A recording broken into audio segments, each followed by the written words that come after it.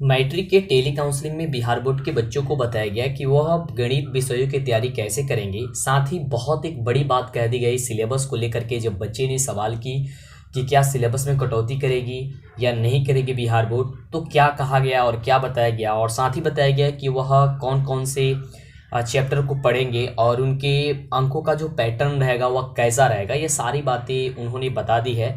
तो आइए आज की इस वीडियो में हम आप लोगों को बताएं और ये बता दें कि यह जो है हम खुद नहीं बता रहे हैं, यह मैट्रिक के टेली काउंसलिंग में आपको बताया जा रहा है और प्रत्येक विषय के बारे में बताई जाती है कि बच्चे कैसे तैयारी कर सकते हैं। तो आइए सारी बातें अच्छे से समझें। उसके पहले अभी तक इस चैनल को सब्सक्राइब नहीं किए हैं तो जल्दी से कर लें, क्योंकि यहाँ पे आपको बहुत ही बढ़िया से पढ़ाई कराई जा रही है। और आपको बता दें कि और भी सब्जेक्ट की तैयारी कैसी करनी है, टेली काउंसलिंग में कैसे बताया गया है, क्या पैटर्न रहेगा अंकों का, वे सारी वीडियो एक एक करके देख लीजिएगा इसके पहले वाले वीडियो। फिलहाल बात करते हैं आइए गणित की, कि गणित विषय में काफ़ी डर लगता है और गणित की तैयारी कैसे करेंगे। जो टीचर बताए हैं टेली काउंसलिंग में वह क्या बताए हैं, ध्यान से देखिए। उन्होंने बताया कि गणित में सूत्रों को पढ़ें व लिख करके याद करें। उन्होंने ये बताया कि जो गणित के जो सूत्र होते हैं, जब परीक्षा में आप बैठते हैं उसके पहले गणित के जो सूत्र जो भी आप पढ़ रहे हैं उसे बढ़िया से पढ़ें और लिख करके याद करें। देखिए उन्होंने एक बहुत बड़ी बात क्या कह दी है कि सिलेबस में नहीं की गई है कटौती, सभी चैप्टर से करें तैयारी, बढ़ सकती है प्रश्नों की संख्या। ये देखिए कितनी बड़ी बात है। अभी लगभग 1.5 से 2 महीना ही आपके परीक्षा में बचा हुआ समय लगभग की, और अभी तक ये बता रहे हैं कि सिलेबस में जो है कटौती नहीं की गई है। बात सही है, सिलेबस में कटौती नहीं की गई है और ये कह रहे हैं कि प्रश्नों की संख्या बढ़ सकती है। तो प्रश्नों की जब संख्या बढ़ेगी तो आखिर कब बढ़ेगी? परीक्षा बीतने के बाद बढ़ेगी या पहले बताया जाएगा बच्चों को, ताकि उन लोगों को समझ में आएगा कि हमको क्या क्या पढ़ना है, कितने प्रश्न आएगी, ये तो पहले बताना चाहिए। लेकिन ये अभी नहीं बता रहे हैं कि प्रश्नों की संख्या कितनी बढ़ रही है। तो जब भी प्रश्नों की संख्या बढ़ने की नोटिफिकेशन हमारे पास आती है तो हम आपको सबसे पहले बताएंगे। इसके लिए चैनल को सब्सक्राइब नहीं किए तो कर लीजिएगा, जिससे कि वीडियो मिले। और बिहार बोर्ड को ऐसा नहीं करना चाहिए, अगर प्रश्नों की संख्या बढ़ानी है तो पहले बता दें कि हाँ प्रश्नों की संख्या बढ़ रही है, कितना प्रश्न रहेगा, जिससे कि बच्चे अच्छे से तैयारी कर सकें, है ना। चलिए बात करते हैं और कि क्या बताया गया है, पूरी जानकारी हम लोग अच्छे से ले लेते हैं। देखिए बताया जा रहा है कि मैट्रिक परीक्षा 2021 के गणित विषय के सिलेबस में कोई कटौती नहीं की गई है। गणित में सारे चैप्टर को अच्छे से पढ़ लें, सभी चैप्टर से प्रश्न आएगा, किसी भी चैप्टर को इग्नोर ना करें। देखिए बताया जा रहा है कि जो भी बिहार बोर्ड के बच्चे हैं जो मैट्रिक का तैयारी कर रहे हैं, वह गणित का अगर विषय की तैयारी कर रहे हैं तो सारे चैप्टर को तैयारी करें, ऐसा ना हो कि कोई चैप्टर छोड़ दे। यानी कि सारे चैप्टर से क्वेश्चन आएगी, वो बढ़िया से सभी चैप्टर को पढ़ लें। आगे बताया जा रहा है कि एक भी चैप्टर को क्या करें, इग्नोर ना करें, यानी कि वो छोड़े नहीं।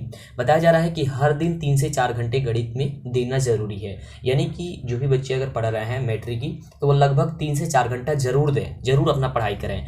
आगे बताया जा रहा है कि गणित में सूत्रों पर विशेष ध्यान दें, यानी कि गणित की जो फॉर्मूला होती है उस पर सबसे ज़्यादा ध्यान दें। और क्योंकि फार्मूला से इस साल ज़्यादा प्रश्न आ सकते हैं, क्योंकि कोविड-19 की वजह से, यानी कि कोरोना वायरस की वजह से क्या हुई है, पढ़ाई तो पूरी तरह से हुई नहीं है। इसके वजह से क्या होगी, ये जो फॉर्मूला बेसिस क्वेश्चन है, यानी कि फॉर्मूला के आधार पर जो क्वेश्चन है उससे ज़्यादा प्रश्न आपकी परीक्षा में पूछी जाएगी। तो इस प्रकार से तैयारी करें और हम इस प्रकार से ही आपकी तैयारी करा रहे हैं, जिससे आपको दिक्कत ना होगी। तो हमारी अगर पूरी वीडियो आप देख रहे होंगे तो कोई भी परेशानी आपको नहीं होने वाली है। आगे बताया जा रहा है, फिलहाल बात करते हैं। बताया जा रहा है कि सूत्र वाले प्रश्न वस्तुनिष्ठ के साथ साथ लघु और दीर्घ उत्तरीय भी रहेंगे। देखिए यहाँ पे बता दिया गया है साफ साफ कि जो वस्तुनिष्ठ प्रश्न है और लघु उत्तरीय और दीर्घ उत्तरीय जो प्रश्न है वो फॉर्मूला के साथ ही रहेगा। यानी कि पहले क्या होता था कि ज़्यादातर क्वेश्चन आया करता था ऑब्जेक्टिव में फार्मूला के बेसिस पे, फार्मूला के आधार पे। लेकिन अब क्या हुआ है, यहाँ पे साफ साफ बताया जा रहा है कि लघु और दीर्घोत्तरीय भी प्रश्न रहेंगे। तो इतना पढ़ने से बढ़िया है कि हम लोग मेन पॉइंट जान लेते हैं कि क्या क्या बताया गया है, क्योंकि हिंदुस्तान खबर की जो पेपर होती है बहुत अच्छे तरीके से क्या करती है, पॉइंट करके बता देती है। तो देखिए सबसे पहले हम लोग समझते हैं गणित अंक का पैटर्न क्या है। तो देखिए इन्होंने बताया है कि कुल अंक जो रहेगा वह 100 अंकों का होगा और इसमें खंडों की जो संख्या होगी 2 होगी, खंड अ और खंड ब से रहेगा। खंड अ में यदि हम बात करते हैं तो कुल अंकों की संख्या होगी 50। प्रश्नों की संख्या नहीं बताई गई है कि कितना प्रश्न रहेगा, ये बता रहे हैं कि प्रश्नों की संख्या बढ़ेगी। अब कब बढ़ेगी ये हमको भी नहीं पता है, क्योंकि बताया ही नहीं गया है और ऐसा नहीं करना चाहिए। हम बार बार कह रहे हैं कि ऐसा नहीं करना चाहिए। चलिए पहले बता देना चाहिए कि हाँ अगर संख्या बढ़ रही है या कुछ परिवर्तन किया जा रहा है तो पहले बताओ भाई, क्योंकि बच्चे जब नहीं जानेंगे इसके बारे में तो फिर वो तैयारी क्या करेंगे। आगे बताया जा रहा है कि खंड ब में जो लघु उत्तरीय प्रश्न रहेगा वो 30 अंकों का रहेगा, यानी कि 80 नंबर हो गया। और उसके बाद से इसमें हर प्रश्न 2-2 अंकों के रहेंगे, यानी कि जो आपका लघुत्तरीय प्रश्न है वह 2-2 नंबर का रहेगा और इस तरह से आपको प्रश्न का जवाब देना होगा। और आगे बताया जा रहा है कि दीर्घ उत्तरीय कुल अंक जो होगी वो 20 अंकों की रहेगी और इसमें हर प्रश्न जो है 5 अंकों से पूछिए, मतलब 5 अंकों का रहेगा, मतलब एक प्रश्न कितना रहेगा, 5 अंकों का रहेगा। आपके लिए यह जानना काफ़ी ज़रूरी है कि कौन से चैप्टर से कितने अंक का प्रश्न आता है, कितना मार्क्स मिलेगा अगर कौन से चैप्टर को पढ़ते हैं तो ये जानना काफ़ी ज़रूरी। आइए जानते हैं। देखिए बताया जा रहा है कि संख्या पद्धति में जो वास्तविक संख्या है इसे 10 नंबर का प्रश्न आएगा, यानी कि 10 अंक आपको मिलेंगे। अगर बढ़िया से केवल वास्तविक संख्या पढ़े हैं तो समझ जाइए कि 10 अंक आपको मिल जाएंगे।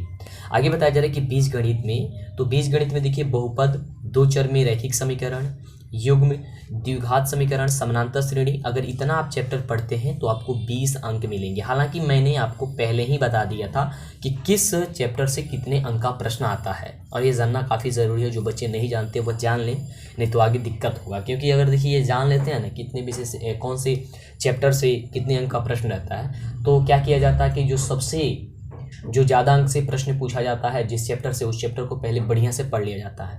क्योंकि समय तो कम रहता है, तो कम के कारण क्या करते हैं हम लोग कि जिस चैप्टर से बढ़िया अंक पूछा जाता है, बढ़िया नंबर, बढ़िया क्वेश्चन पूछा जाता है, वो लोग हम लोग पहले याद कर लेते हैं। तो आपने जाना कि संख्या पद्धति यानी कि वास्तविक संख्या से 10 अंक का प्रश्न पूछा जाएगा।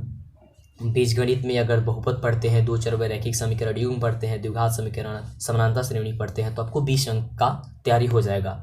और ये बात करते हैं हम त्रिकोणमिति का, ये तो काफ़ी इंपॉर्टेंट चैप्टर होता है आपके, त्रिकोणमिति, अनुपात और त्रिकोणमिति। अगर आप यह चैप्टर अच्छे से पढ़ लेते हैं आपको 20 अंक मिल जाते हैं, यानी कि काफ़ी इंपॉर्टेंट ये चैप्टर होता है। आपको 20 मार्क्स केवल यहीं से मिल जाते हैं, है ना। तो इस चैप्टर को आपको पढ़ना काफ़ी ज़रूरी होता है। आपको अच्छे से भी पढ़ाया भी जा रहा है ना, तो पढ़ लीजिए। ये खुद हम नहीं बता रहे हैं, ये खुद टीचर के द्वारा बताया जा रहा है टेली काउंसलिंग में। आगे बताया जा रहा है कि निर्देशांक जो ज्योमेट्री है यानी कि नियामक ज्योमेट्री, अगर वो निर्देशांक ज्योमेट्री यानी कि नियामक ज्योमेट्री अगर आप पढ़ते हैं तो 10 नंबर आपको मिल जाएगा। तो काफ़ी बढ़िया है, केवल नियामक ज्योमेट्री आपको पढ़ना है और नियामक ज्योमेट्री से कितना आ जाएगा, 10 नंबर आ जाएगी। अब बात करते हैं ज्योमेट्री से, तो ज्योमेट्री में आपको आती है त्रिभुज, वृत्त और रचना। त्रिभुज, वृत्त और रचना अगर आप 3 चैप्टर पढ़ते हैं तो आपको 20 अंक मिल जाएंगे। और इसमें क्या देखिए सबसे कठिन जो होता है थोड़ा सा त्रिभुज होता है, क्योंकि इसमें ज़्यादा पढ़ना होता है। और वृत्त और रचना जो है काफ़ी कम है। रचना से तो जानते हैं एक क्वेश्चन तो रहता ही है, 5 नंबर में रहता है दीर्घ उत्तरीय में, और वृत्त में से वैसे ही रहता है, कभी 2 नंबर में भी पूछ दिया जाता है वृत्त से क्वेश्चन, और कभी 5 नंबर में भी पूछा जाता है। तो काफ़ी ज़रूरी है, इस चीज़ को आप पढ़ लीजिएगा बढ़िया से।